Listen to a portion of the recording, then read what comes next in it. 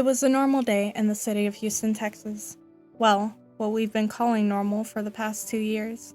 You see, in the year 2024, there was a simultaneous explosion at every nuclear power plant in the world. No one knows what caused it. What everyone does know is that half of the people in the world gained some kind of superpower thanks to the radiation in the air. However, a small percent of people had died due to radiation poisoning. Thankfully, I wasn't one of those people.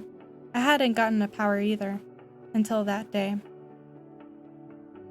I was on a field trip with my classmates at the Fox News studio. My best friend, who had super strength and was one of the most popular guys in school, asked me to meet him behind the building. "Armaeus, what did you want to meet up for?" I asked. "Well, I want to confess something, then ask you something," he said as he ran his fingers through his blonde hair.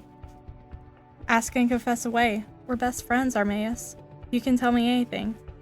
"Do you like me?" I blushed. What do you mean?" I said, still processing what he just said. "I really like you, Araea, as more than just a friend." Now I know what you must be thinking.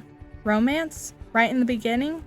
Yeah, this story is different from most stories. "Armaeus, I don't know what to say," he said. "You don't have to say anything." He got really close. I didn't know what to do. He grabbed me by the waist and pulled me close. I didn't do anything but stare, and he stared back into my indigo eyes. He leaned in and kissed me. My first kiss, stolen by my best friend. Cue the inner happy squealing. I felt something strange throughout my body. I didn't know what it was, but I was soon gonna find out. One of the nearby buildings exploded and was starting to fall over. Armaeus and I ran to see what was going on. People were trapped under debris and some were frozen in shock and fear. Armaeus started running to a pile of debris, and I followed. "Why are you following me? You don't have a power," he said as we ran. "That doesn't mean I can't help," I said, looking at him with determination.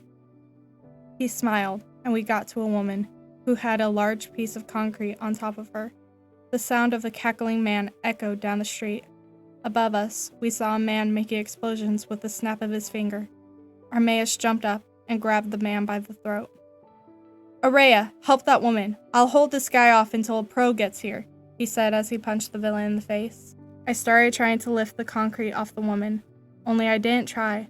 I lifted this 200-pound piece of concrete with ease. I was startled at first, but I took a breath and accepted my new power, whatever it was. The woman thanked me as my teacher, who had the ability to heal others, came and helped the woman to safety. I looked up to check how Armaeus was doing against the villain. The villain had Armaeus by the throat. He seemed to have passed out. "Armaeus!" I yelled out, worried for my friend. The villain threw Armaeus to the ground, and I managed to catch him.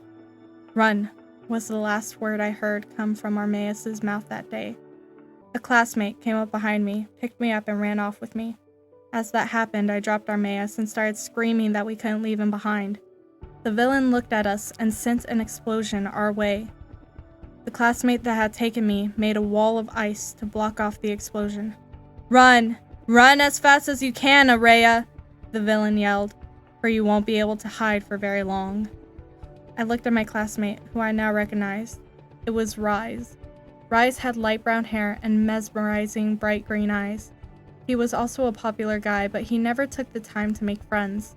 He was also one of the smartest guys in our school. "We have to keep you hidden.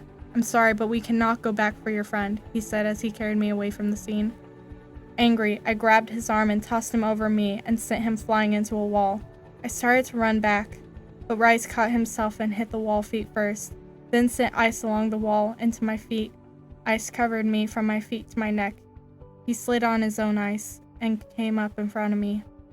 "We must go now. If your friend is smart, he'll play dead and the villain will leave him alone," Rice said as he started melting the ice that covered me. I fell to my knees, cold and crying. Rice knelt, putting his hands on my shoulder. His eyes were kind, but his voice was stern. "We must go," he said quietly. Unable to think clearly, I nodded and stood up. Rice and I ran. After a few hours of walking, I passed out from exhaustion.